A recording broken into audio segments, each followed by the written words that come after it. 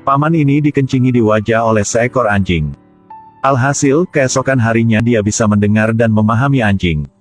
Orang tua, apakah kamu mengerti apa yang aku katakan? Betulkah? Dia sangat terkejut. Anjing itu tidak hanya tidak meminta maaf kepadanya, tetapi juga menyuruhnya memberitahu pemiliknya bahwa dia tidak ingin disterilkan. Ya ampun, jika tahu dia tidak membantu, aku akan buang air kecil lebih banyak tubuhnya.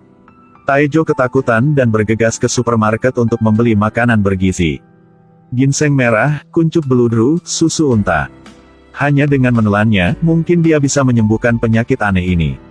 Alhasil, hamster di sebelahnya memanggil namanya. Katakan, lebih baik memiliki hewan peliharaan daripada Anda minum sesuatu yang sehat. Tidak perlu banyak makanan untuk membesarkanku, dan juga tidak butuh banyak usaha. Lagi pula, aku hanya punya 6 bulan untuk hidup. Saya juga menderita tekanan darah tinggi dan serangan jantung. Taejo setelah mendengar itu, dia menamparkan dirinya sendiri berkali-kali untuk membangunkannya. Bukankah ini seperti bertemu dengan iblis di siang hari bolong? Tanpa diduga, landak di sebelahnya juga menggodanya. Bagaimana dengan duriku, cantik bukan? Hanya dengan jumlah 650.000 won bisa beli satu gratis satu. Kali ini, wajah Taejo memucat.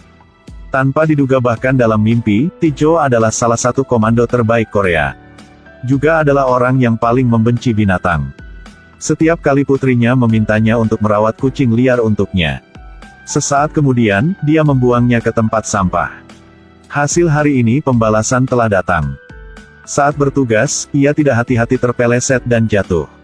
Setelah itu, dia secara tidak sengaja ada kekuatan super. Masalah-masalah tidak berhenti di situ. Suatu hari, pemimpin memerintahkannya untuk melakukan tugas penting. Jika dia melakukannya dengan baik, dia akan dipromosikan. Ketika Taejo melihat target pencarian, seluruh tubuhnya gemetar. Targetnya adalah satu panda. Mengapa kita harus melindungi panda ini? Tapi demi masa depan, seorang pembenci hewan seperti Taejo masih mendaftar untuk berpartisipasi. Tapi keesokan harinya di luar kandang hewan, Taejo melihat tamu tak diundang. Itu adalah kucing liar yang dia buang hari itu.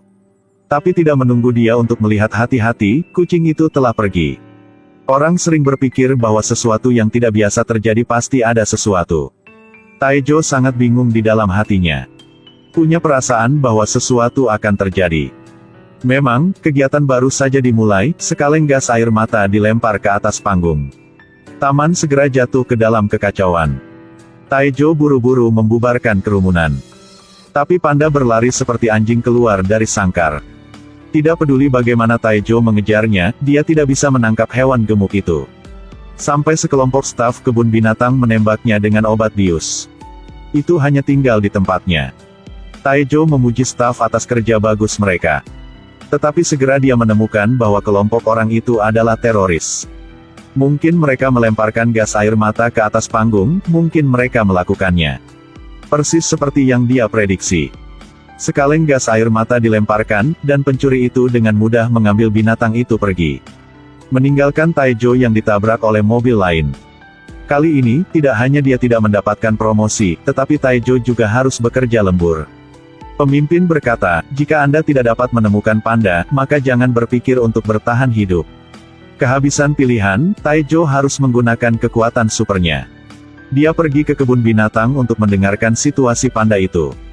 Tak disangka, simpanse tua ini berani mengancamnya. Dia pasti harus menunjukkan kepadanya potret simpanse jantan, setelah itu dia bisa mengungkapkan berita itu kepadanya. Ya ampun, lihat ini. Lezat sekali. Jangan melihat lagi, cepat katakan padaku. Akhirnya, setelah melihatnya, simpanse itu berbicara kepada Taejo. Ada anjing tentara yang mengenal penculik rakun. Tapi sekarang itu sedang dibuang di tumpukan puing-puing. Lihat, babi hutan ini gila. Ini memimpin kawanan binatang mau membunuh manusia. Tapi Taejo sama sekali tidak takut. Dia hanya mengeluarkan 4 sosis harum lezat. Untuk sementara merayu binatang-binatang itu.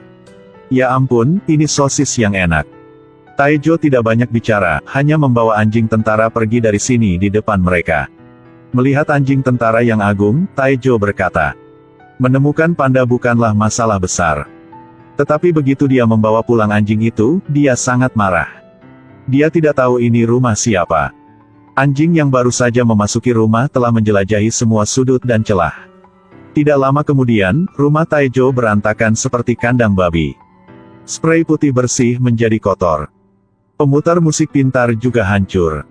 Aku setia pada manusia, namun aku dianggap sebagai makanan anjing. Kamu berani meremehkan kecerdasan manusia, aku akan membalas dendam.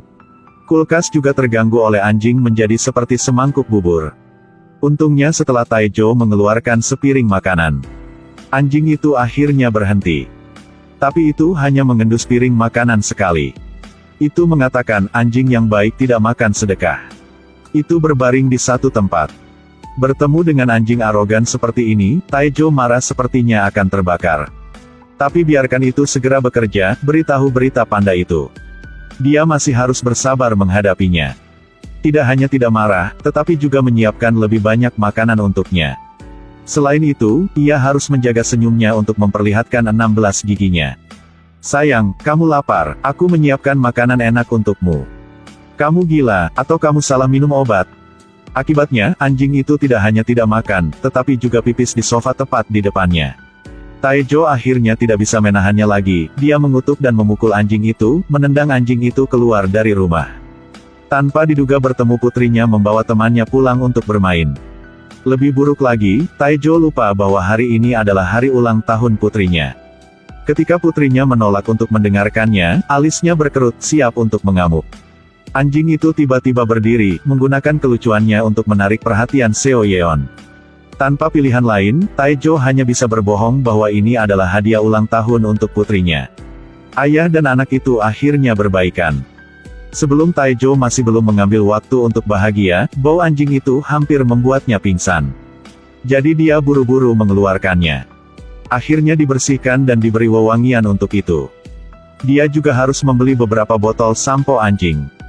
Tanpa diduga Seo Yeon melihat penampilan perawatan hewan ayahnya.